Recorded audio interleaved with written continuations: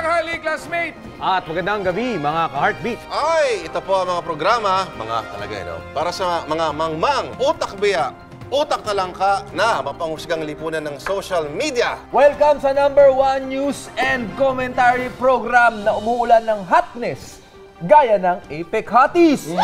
Walang kukontra sa Sunburn! Easy!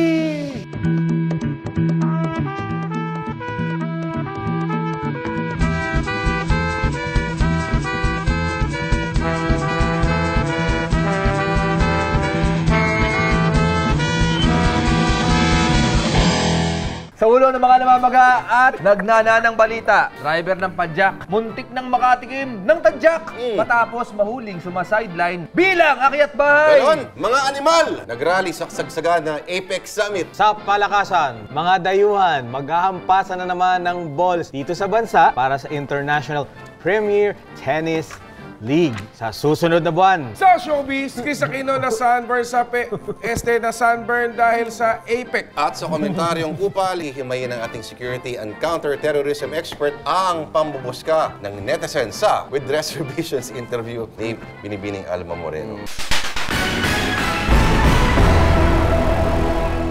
Hindi lang pamamasada ng padyak ang ginagawa ng isang pedicab driver sa Bataan. Ang kanyang extracurricular activity, mag-akyat bahay! Malas nga lang siya dahil sa pagkakataong ito, nasa pool siya sa CCTV. Narito ang report. Sa pool sa CCTV, ang lalaking ito na umaali-aligid sa isang bahay sa Dinalupihan, Bataan. Maya-maya, gumora bells na ito sa madilim na bahagi ng bahay. Maya-maya pa more, may bit-bit ng bag si Kuya. Wow, magic! Nakilala ang lalaki na si Roger Reyes, isang pedicab driver sa lugar. Pero si Reyes, sumasideline pala bilang akyat bahay. Ang sipag, Employee of the Year! Kampante ang kawatan, looban ang bahay dahil nagkataong walang tao rito. Pag-uwi ng mag-asawang may-ari ng bahay, ay nagulat na lang silang gulo-gulo ng kanilang mga gamit sa tulong ng CCTV. Agad nakilala ng mga otoridad si Reyes at natuntun ang lungga nito. Ito ay tumakbo. Siguro sa kadahilan ng guilty siya. Ang linaw ng video, no? Pang HD, na-recover sa suspect ang 7 piraso ng relo, mga alahas, baril, at iba pa na nagkakahalagang 300,000 pesos. Sige nga, ituro nyo ang mga gamit nyo. Ang suspect, ituro nyo nga ang depensa ng ugok. Nagipit po ako dahil sa padyak kung gusto ko pong matubos. Dagdag pa niya, isa na siyang changed man matapos makulong na dati. May isang taon na po ako sa labas. Nagbago na ako. Nagbago ka na sa lagay mong yan? Maaksyon! Ramon Bautista, News 5, Kontrabando! So anong leksyon makuha natin dito, Arnie? Okay naman na may iba ka pang ginagawa. Kumbaga, may passion ka, may trabaho ka, pero may passion ka na iba. So ang passion niya, pedicab. Siguro. Or, baliktad. Pwede ka bang trabaho niya, ang passion niya, Pag nanakaw. mag-akyat bahay. Huwag ganun. Yung ang maganda dyan, huwag ka nalang gumawa ng kalokohan. Minsan kasi nagigipit Pwede siya. ka Sabi na niya. naman maging magnakaw ng damdamin. O kaya Ang tunay na trahedya rito, nahuhuli yung mga petty criminals. Samantalang, Yung mga mandarambong. hindi. Hindi. Mga bilyon-bilyon, hindi nakakulong yan. Hindi nauhuli ng CCTV camera yung plunder eh. Ikaw ba, June, recommend mo ba na mamakla na lang sila? Magbabalik ang Kontrabando. Isang jeep ng mga animal ang sumugod sa Ayala para mag-rally sa kasagsagan ng Apex Summit. Pero ang mga hayop na rallyista, Literal na hayop. hindi daw nagrarally para kontrahin ang Apex. Narito ang report.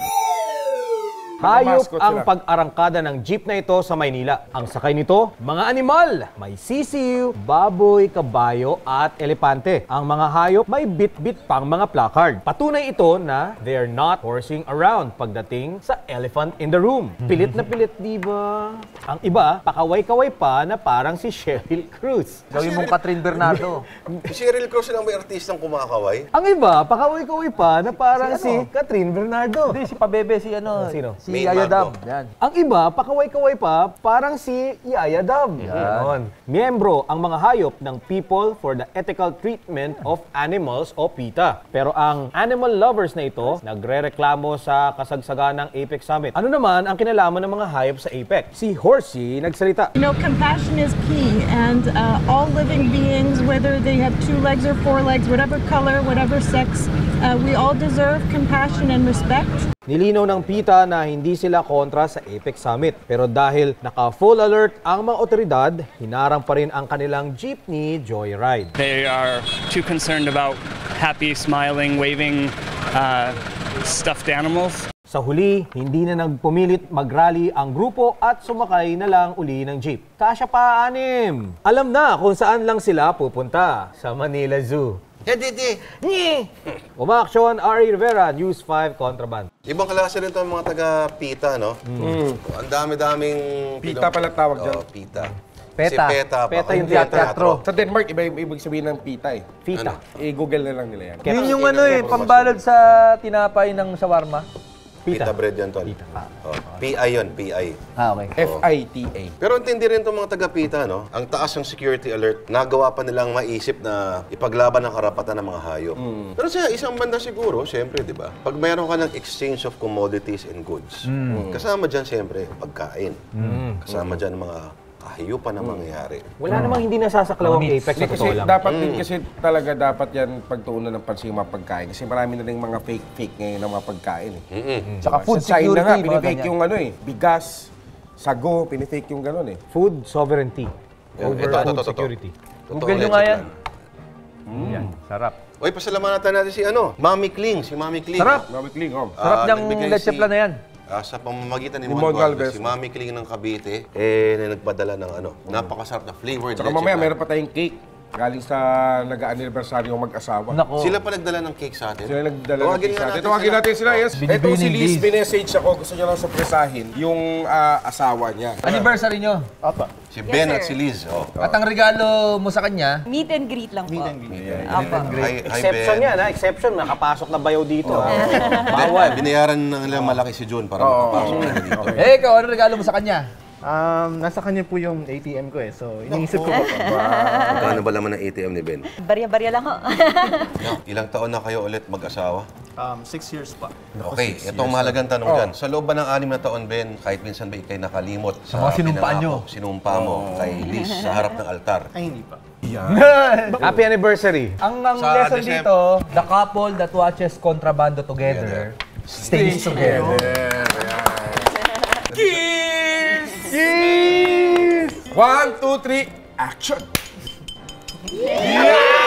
Okay, thank you very much. Thank you. Ayos. Di ba talaga ang Contrabando? Ganda, pwede na tayong pang regalo sa anniversary. Sana may mag-birthday Bago ang din lahat. na- News brief muna tayo. Ayan. Metro Manila, hirap sa tubig. Kailangan linis ng tubo. Isa pang PETA yan eh, no? Kapon, PETA North. Pag yung news brief na kami. Pita, no? PETA North. Para naman, isubo sa atin. May mga batang nanonood, tol. Hindi, isubo sa atin ang isa na namang makabuluhang sports analysis. okay. Narito ang eksperto sa paghigop ng lakas. Ito si Bart. Para sa sports segment na Pulse.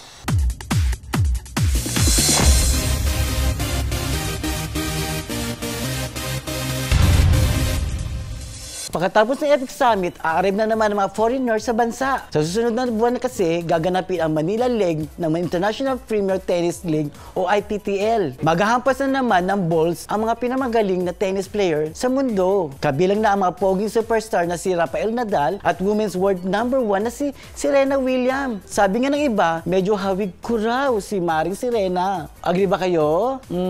Maswerte siya dahil ako ang kahawig niya. Anyway, 5 kupunan ng mga magpapagalingan sa hampasan ng balls. Mas swabing humampas, mas okay. Pati ng Philippine Maverick si Maring Serena habang sa Indian Acer naman si Papa Rapa. Marami pang tennis star ang darating sa bansa pero hindi ko na sila babanggitin kasi hindi ko ma-pronounce yung mga pangalan nila. Parang tuwing dati kong jowa, hirap na hirap ang banggitin ng I love you kapag kaharap ko siya. Puro text na lang. Bakit kaya? Gaganapin ang Manila leg ng IPTL sa Mall of Asia Arena sa December 6 to 8 at mapapanood sa TV5.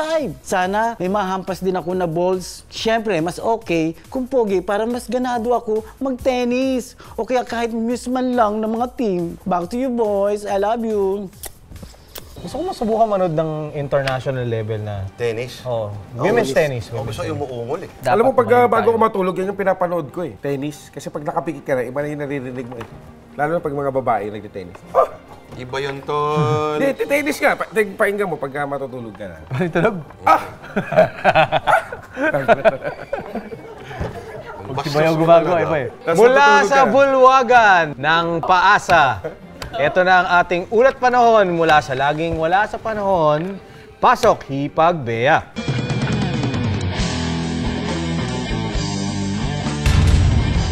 Magandang araw mga alipin ng internet. Narito na ang ulat panahon na inimbento lang namin. Magpapatuloy ang mala-summer na init sa buong bansa, hassle! Kahit ilang araw na lang ay December na, di pa rin lumalamig. Delayed pa rin ang pagdating na malamig na hangin mula sa Siberia. Pero since a banger ka naman, hintay pa more! Talent mo naman yan, di ba? Okay, pop quiz. Ano ang final na pamagat ng game show ng Team Kontrabando sa TV5? A. Ubusan ng lahi. B. Barangay Utakan. C. Magbunyi, mga mangmang. O D. Pitikan ng itlog. Abangan nyo yan mga kapatid! Yan ay for reals, hindi imbento. Balik sa inyo, mga bayaw. Baka naman akalain nila, hanggang dito lang ang talent natin.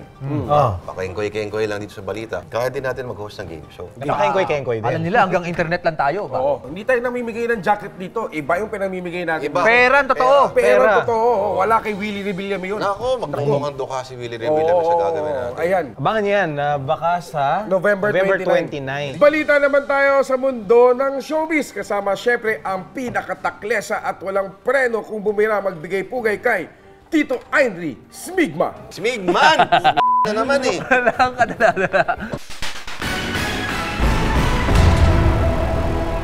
Kaibigan, chismisa na naman tayo. Tuduran pa itong si Chris Aquino nitong nakaraang AFEC Summit. Siya kasi at ang mga kapatid niya ang punong abala sa pag-asikaso sa mga watots ng mga AFEC leaders na bumisita sa bansa. Pero ang nakakalungkot ay kung anong manhid ng utol niyang si Pinoy, mas malala pa ang pagiging manhid nitong si Tita. Tingnan nyo naman, yung post niya na yan sa Instagram. Binayubay niya ang nakuha niyang sunburn ng ipasyal niya sa Intramuros ang mga bisita natin. Ito na ang pagkataklisa. Sabihin ba naman na quits na tayo sa mga nahirapan dahil walang masakyan at kailangan maglakad ng kilometrong noong AFEC?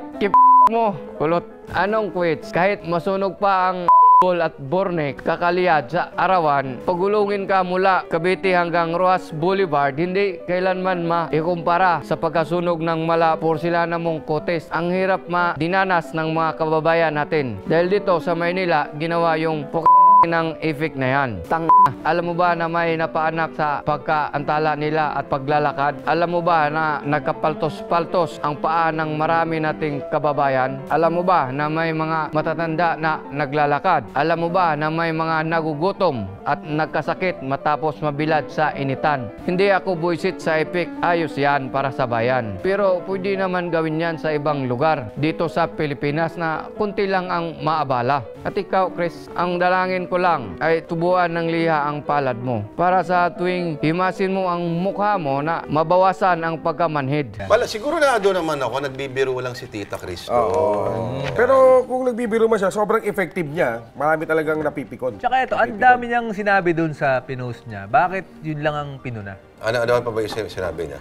Yung korte nung ano niya, Sunburn. Korting Batman. Korting Batman nga. Sabi ni Kasi ang sinabi niya kasi quits lang, di ba?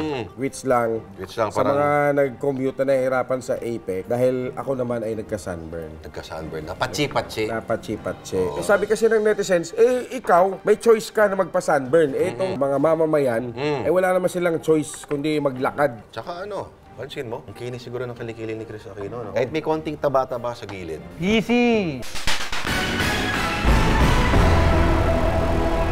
1, 2, 3, 4, 5. Lakasan na po ang volume ng inyong mga made in China na cellphone, CDR na computers. CDR King na computers. Ito na ating top 5 sa edisyong ito, mga kapatid. Sa numero 5, ang pagtanggap ni Grace po sa hamon sa kanyang tumakbo.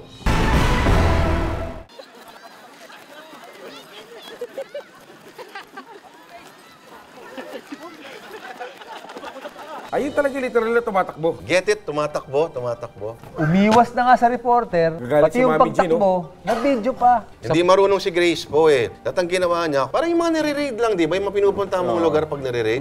Anong ginagawa nila? Tatakip ng muka. Ng good morning Supo, towel. tuwalya, t-shirt, parang ninja, ganyan. Eh kung wag takbuhan, tapos sabihin na lang, ayokong pa-interview. Pwede Thank mo you. naman pakiusapan eh, no?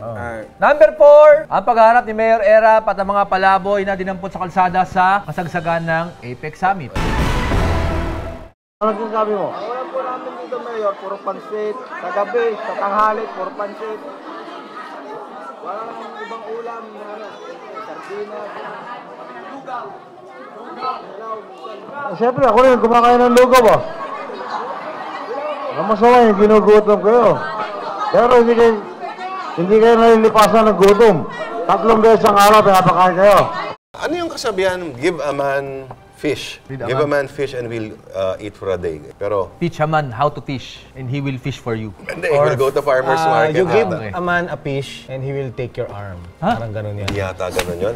Eh, Google mo na lang. Iniisip ko paano ano yung pansit eh, doon sa fish eh. Beggars cannot be choosy. Kasi sinasabi ni Beggars Erap, can't be kumakain choosy. ako ng lugaw. Oh. Ano Ako pa, presidente na ako Ang dati. importante, nakakain kayo ng 3 times a day. Sa numero 3, ang feelings kapag maluwag na sa kalsada ayon sa Chief Executive ng AirAsia. And yesterday, I had an amazing dream. You know, I was the only car on Rojas Boulevard. It was like having sex. You know, it was unbelievable. So, ibig sabihin ng idea mo ng sex, ikaw lang mag-isa? Alam na alam yan ang mga nanonood ng mga tungkol sa transportasyon ng mga website. Gaya ng Bangbas. fake taxi. Fake taxi. Yan, ano pa? Trike patrol. Tsaka mga pupunta sa mga science na website. Diba? Tulad ng- Mga biology, mga ganyan, Camprag. Tsaka yung tungkol sa... Sa batas. Illegal pa ba? Sa numero 2, ang mga eksenang selfie sa nakaraang Apex Summit. Iba talaga yung nagagawa ng selfie, ano? Tsaka Kakaibang- pogi. Alam mo yung Iba mga- nagagawa ng kapugian eh. Mga politiko niyan, parang mga rockstar din yan. Gusto din nila yan eh, may nagpapapicture. Alam mo kung barungan lang din naman pag-uusapan, dito na lang sila. Tingnan mo to.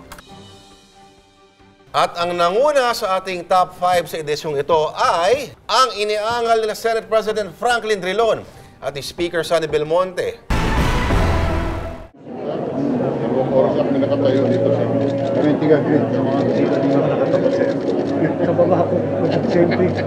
Okay nga, doon lang sila eh. Okay na yung bumati ka, paulit-ulit, Na natapat sa aircon, kaysa sa naglakad, at saka na host. Tsaka na sunburn. Yung Na iba. sunburn. Na sunburn.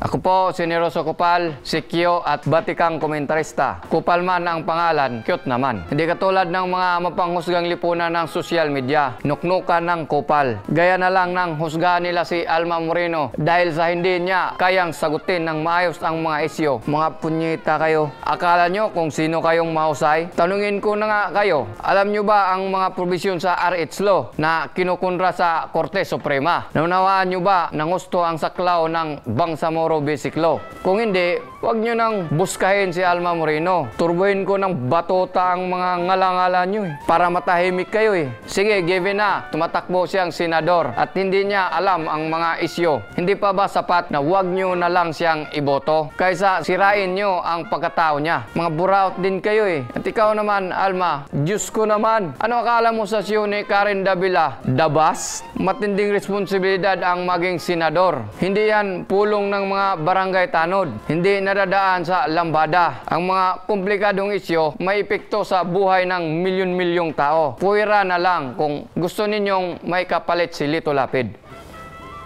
Alam mo, mamamiss ko si Lito Lapid. Last term na Lito Lapid yun. Okay lang, may ipapalit naman si Alma Moreno. Sa tingin mo ba, pagkatapos itong kontrobersyal na video na interview na yan, mataas pa rin ba ang pag-asa ni Alma Moreno? Posible siyang manalo kasi ngayon, bumabaliktad daw yung social media. Naaawa na ngayon kay Alma Moreno. Sabi nga nila, baka iyan pa ikapanalo niya. Naalala niyo yung mga Alma jokes, no? Kabataan natin. Tinanong siya, Alma, ano masabi mo sa violence sa bansa natin? Ikaw naman, piano nga, hindi mo marunong eh, violence pa. Anyway, meron tayong mga announcements. December 14, ang ating kontrabando jamboree. Aba, may jamboree na tayo, aba. Magkakaroon tayo ng live taping. So, magkakaroon ng pagkakataon kayong manood. Parang ganito, katarantaduhan na ginagawa namin na hindi exclusive sa mga hipag. Ang tanong, paano ba maging bahagi niyan? Eto, may lalabas na email dito. Mag-i-email kayo at nandyan yung detalye kung anong kailangan nyo ipadala sa email. Pero, patay mag-jamboree para sa... Hindi nga nagsishare yung mga nang yan. Alam mo ba, itong episode na to, hindi nila i-share dahil wala na si Maria Osawa. Kailan ba sila nag-share? May Maria Osawa, walang Maria Osawa, di naman sinare yung mga yan. Basa pa tayo. Gusto nyo, tingnan nyo si Hepe. Hindi naman yan si Pitol. Di ba yan? At yan, ang isa na namang edisyon ng mga namamaga at nagnananang balita. At pang-Catholic Mass Media Awards na mga balita. Ito po ang programa sa mga mangmang at mapanghusgang lipunan ng social media na hindi nagbabasa ng dyaryo at comment ng without reservations. Sa ngalan ng Prime Minister Lord De Vera, Führer R.A. Rivera, President Bayaw Jun Sabayton, Queen na si Bea, House Speaker Bart, Majority Floor Leader na si Epe, at si Emperor Kupal. Ako si Ramon Bautista, walang kukontra sa APEC Hotties!